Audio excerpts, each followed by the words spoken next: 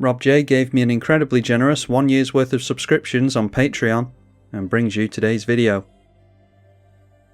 Voja, Jaws of the Conclave versus Cadira, Moira and Teshar, and Abaddon.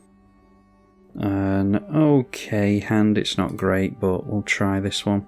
Moira and Teshar started off with the Gemstone Caverns. We drew into Grand Warlord Rada.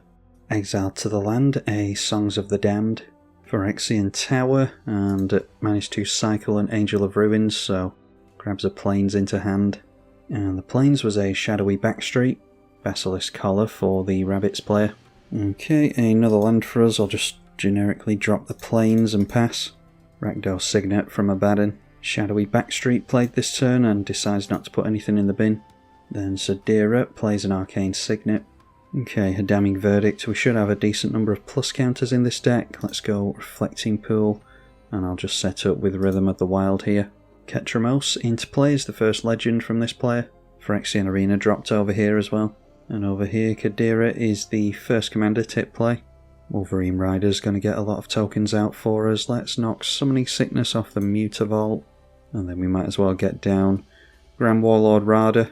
Or I could just go for the Rishkar here and put a plus counter on Mutavault.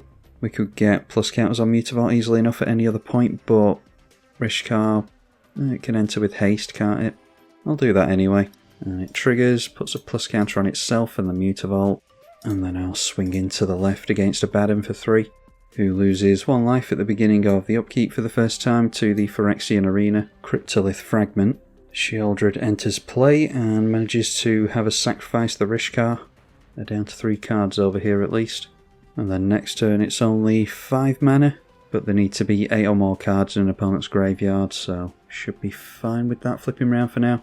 A Paw Patch Recruit comes in with Offsprings, so Trample. Whenever a creature you control becomes the copy of a spell or ability an opponent controls, put a plus counter on something. Okay, another basic for us, so I think we just set up with the Grand Warlord Rada. Might as well have this come down with a plus counter because it has haste already. Might even be that we can go Damning Verdict next turn depending on what our opponents do. A Talisman this time for the Golgari player. Doesn't have any blue mana yet.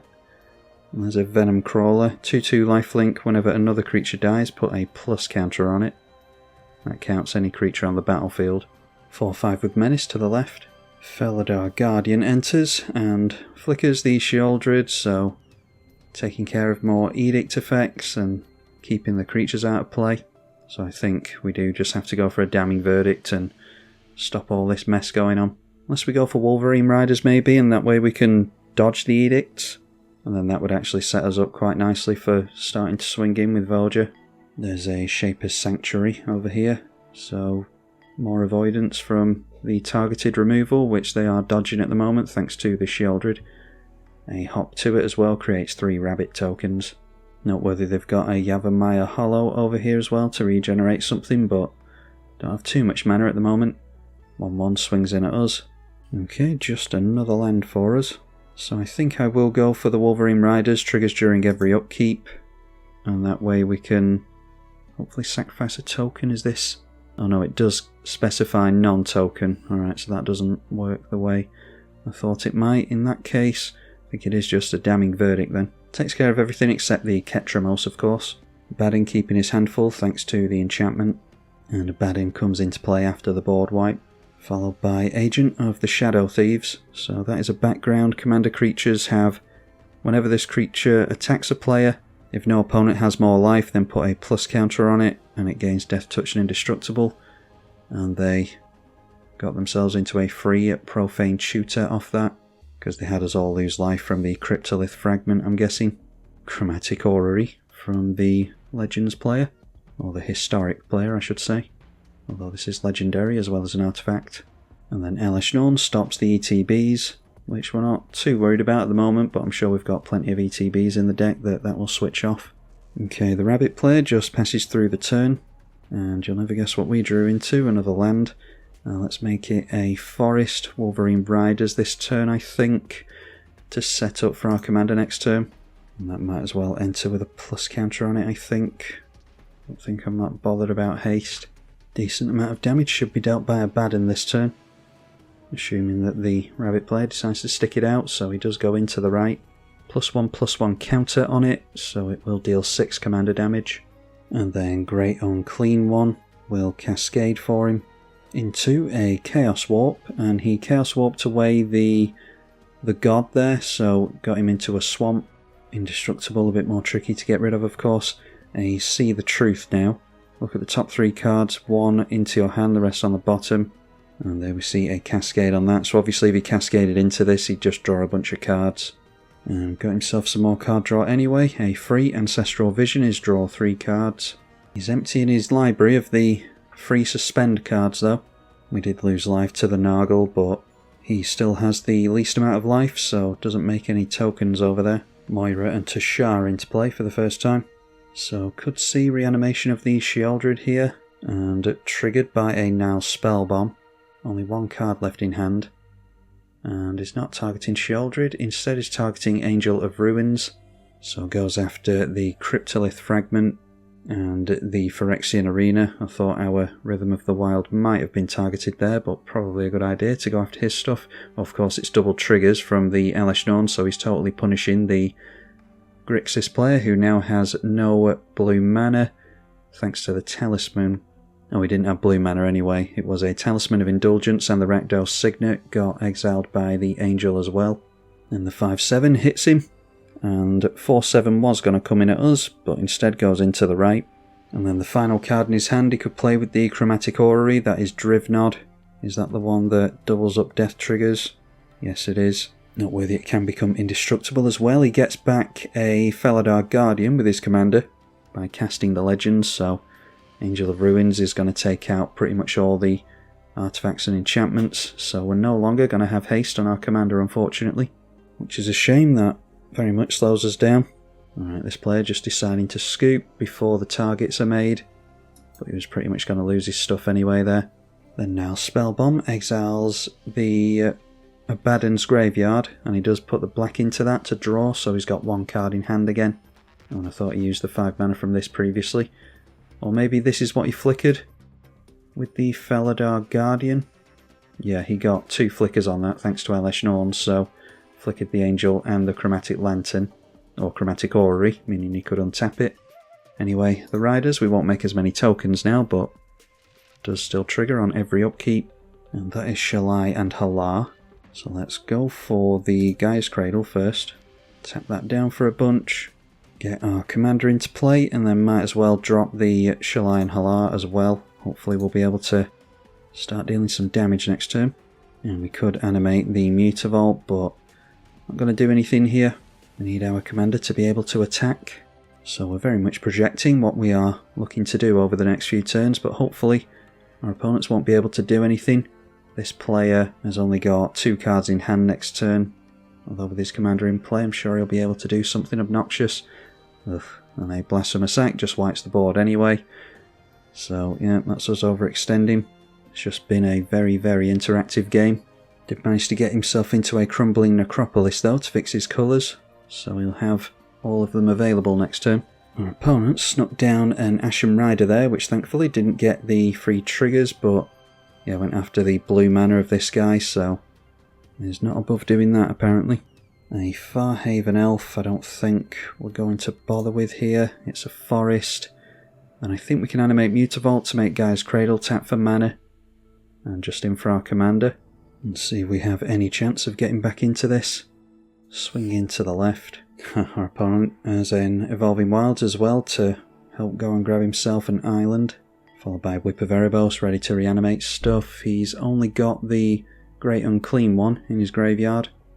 This is just removal tribal apparently.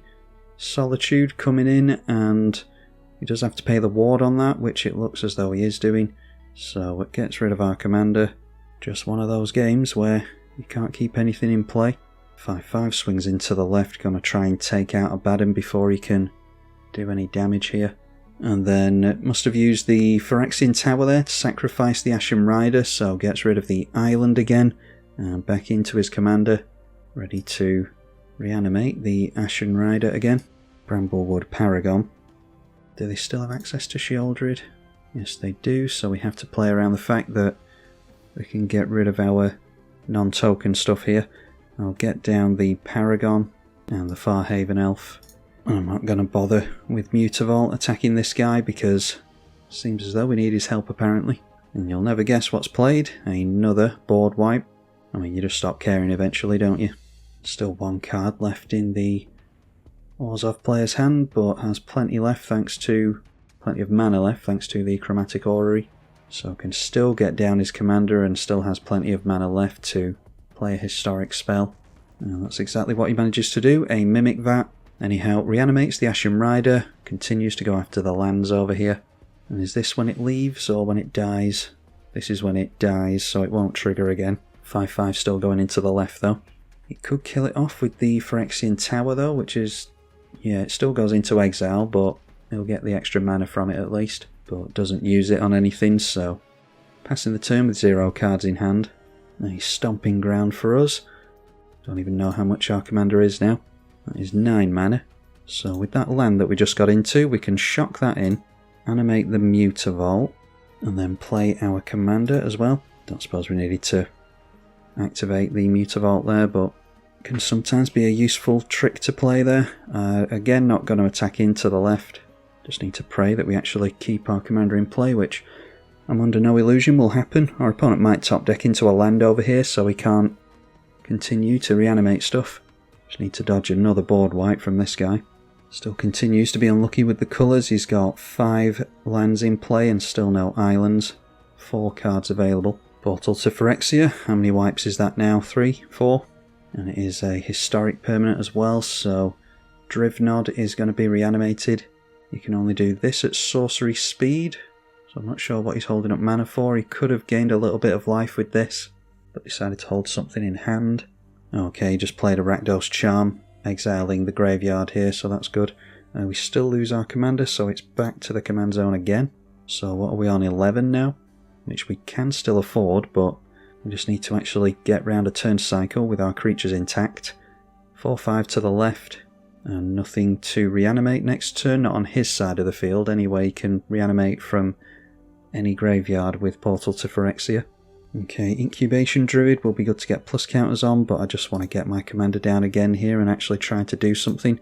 So Mutavault activates itself, and we do actually need to do it this time. Play our commander again. Oh, we actually don't have enough. Alright, so Incubation Druid, thought we did. I must have miscalculated and not accounted for the fact that we had to pay into Mutavault. Yeah, so we're still only on 9. We might as well go for the Adapt on this. I'm empty-handed, so I don't need to go bluffing or anything. Whip of Erebos reanimates the Unclean one this time. And that means it's one less thing to reanimate. Attacks in to the right. I'll go up to 8 life here. And then this thing gets exiled. We each lose some life to the Unclean one. And again, no one has less life than him, so no tokens from that. Portal to Phyrexia just has to take something from us. Probably takes the Wolverine Riders, you would assume. No, instead decides on Grand Warlord Rada. So, yeah, that's 4 power, is it? No, only 3 power. Maybe he'll be able to squeeze through enough to take this guy out. He'll be able to draw more cards with the Chromatic Orrery as well, because he'll control 4 different colours. And does decide to activate that, so he's up to 5 in hand now. And this is the card that has definitely kept our opponent in it this game. Swings in to the left with both creatures, leaving him at 1. Makes 2 mana. And Mimic Vat triggers when the Grand Warlord Rada is sacrificed to the Portal to Phyrexia. Or actually, it must have been to the Phyrexian Tower, because you keep it indefinitely with the portal. So it does go under the Mimic Vat, ready to make a copy if he wants to. And there is another Edict effect, potentially. Liliana, Dreadhorde General. Each player sacrifices and decides to leave Rada under the Mimic Vat. Then with 3 cards in hand, that is Overlord of Belmerk. So has impended that whenever it enters or attacks mill 4, you can return a non-avatar from graveyard to hand. Oh, and he returned his own commander. I didn't realise his commander wasn't in the command zone, so he's returned that from graveyard to hand with the Belmerk. Okay, so what are we doing now? I mean, we just have to put this down and then see if we can actually do something next turn, which I'm not hopeful for. One thing we can do is animate this and go and hit Lily with it. My brain kind of starts to switch off on games like this, so If I make any mistakes, like not taking out a Liliana, then forgive me. Abaddon probably gets taken out next turn. He's on 1 life, 4 cards in hand. He might have some removal. Portal to Phyrexia can reanimate something again, but he probably goes wide on this player, assuming that he doesn't get through straight away. Shalai is going to be reanimated by the portal. And then next turn he could always reanimate Rishkar and put the plus counter on this to ping him out if he hasn't taken him out already, which I dare say he's going to do this turn. Moira and Teshar into play again, and Orzhov's Signet will trigger the commander again, and this time going after the Archfiend of the Dross. I don't recognise all this weird artwork, so enters with 4 oil counters on it. Remove an oil counter at the upkeep. When it has none, you lose the game. Whenever a creature an opponent controls dies, its controller loses 2 life, okay. Mimic that, reanimating a copy of the Rada. Be funny if we could remove the counters from this, but don't have any means of playing a Vampire Hexmage or anything like that. So swings in with 2 creatures to the left just in case there's spot removal. Add some mana again. So finally takes out Abaddon after a valiant effort of staying in it. But we've got an incredibly aggressive deck here. And a player who's willing to take out lands. Plays himself a Stinkweed Imp after that, a means of refilling his graveyard. He has done some milling along the way. There's a Witch Enchanter. He's got Felia in the graveyard. Kaya's Ghost Form, Sol Ring. And I can't keep the graveyard open, which is why I haven't been keeping track of it. It keeps closing on me. Anyway, see what we top deck into. That is a Tolsimir. Create Voja when it enters. And we're missing haste as we have been all games, so unfortunately can't do any kind of allure effects here. So what do we play? I mean, we just need to try and swing in with our commander, really, don't we? Which isn't going to survive, but activate Mutavault with its own mana again. Suppose I could have gone for the Tolsimir and tried to draw a card with the Leaf Crown Visionary. And the client's starting to bug out and crash now because we're late in the game. Yeah, could have drawn a card with that, try and get into something relevant. I'm just kind of waiting for it to be over at this point, in all honesty, because I don't think we're going to come back. A Vamp Tutor at the end step. Portal reanimates Rishkar this time, as we suggested it might. So puts a plus counter on the Imp and the Shalai. Trigger Shalai a couple of times. Each one is pointed at us. We're obviously the only opponent here. Then Yawgmoth Thran Physician is a means of refilling his hand and getting Stinkweed Imp into the bin. Taps down at the 2 flyers for mana, and then creates another token with the Mimic Vat, so a 3/4. Liliana's made it back into play again at some point. I've just totally missed that. Like I said, I kind of switched off and I wouldn't have been able to swing in over there and deal with it anyway. So once again, another board wipe. Draws a couple of cards to Liliana when the creatures die. He sacrificed his Stinkweed Imp. And it must have been, yeah, our Rishkar he sacrificed as well. And I'll play it out another turn or two. Our opponent seems to be playing with his food a bit at this point. Like, he had a lot of damage in the air that he could have swung in. He's decided to tap mana instead for some reason, when he has plenty of mana available to him. So I'll play it out for another couple of turns, and if he keeps playing around, then I'll just scoop it up here. Goes through to the attack phase, goes in with his commander and the Rada to make more mana. He did keep the Rada under the Mimic Vat, by the way. So draws more cards with the Orrery again, goes up to 6 in hand. This has been, like I said, the real MVP of the match. Not that his commander's been any kind of slouch either. Flicker Wisp will flicker... Does it bring it under your control or the owner's control? You do have to think about that with flicker effects. Under its owner's control, so if you were to flicker this, he'd end up giving it back to us. Instead flickers Lily, and then it's all the triggers. Yeah, he avoids the... He brought back Liliana with Moira apparently, so he avoids the clause on that. It's not in play to be exiled anymore, so Liliana will come back as a fresh copy to the Flicker Wisp. Another land for us. I'll just play out the creature ready to die into Liliana. Both Tolsimir and Voja are both going to die here. Portal reanimates our Rishkar again. Plus counter another one on Shalai and Halar and one on his commander. 2 damage to us from the counters. So he's got 13 damage in the air at the moment, which is enough to take us out in 2 turns. And he can proliferate with Yawgmoth as well, so discards a card to do that. The Aganjo proliferates onto the Liliana as well, so with the number of cards he has in hand, he could actually just minus this down and get the limit break on that, so that's a win right now. Anyway, more plus counters equals more damage with the Angel. Proliferates again with Yawgmoth. Gets rid of Stinkweed Imp, has ended up back in his hand again at some point. More damage with the Angel. And then proliferate again. This time he discarded the Emperor of Bones, which I'm desperately trying to show you. So yeah, it's rinse and repeat at this point. Hopefully he'll just minus down on Lily here, but he might put another counter on it to have her survive. Nope, just minuses down, so we choose a permanent and sacrifice the rest. A permanent of each type, that is, so we only keep one land and one creature in this instance. I'll try and play it out until the end of the turn. There's a wasteland as well. So we wiped out our only land. Yeah, I'll play it out until the end of the turn, see if he can actually finish it. But after this, we'll just scoop it up. Plays a Talisman into Moira and Teshar, which is a Mangara, can exile a permanent. So I think he is just screwing around at this point, really. That is 16, 20 and 23 damage, so yeah, he's got us there. And there we are, finally over. So hopefully you all got some enjoyment from this one. This is well, very much a bookend to the other Voja game that we got previously. It went from steamrolling my opponents to getting absolutely steamrolled in this video. So a nice contrast to the other game. Hopefully you all enjoyed it, like I said. Big thank you to the patrons who continue to support this small Magic the Gathering channel. Very much grateful to you all for keeping me sticking around here. And I will see you all in the next one, I hope. I'm tribalkai. Thank you for watching.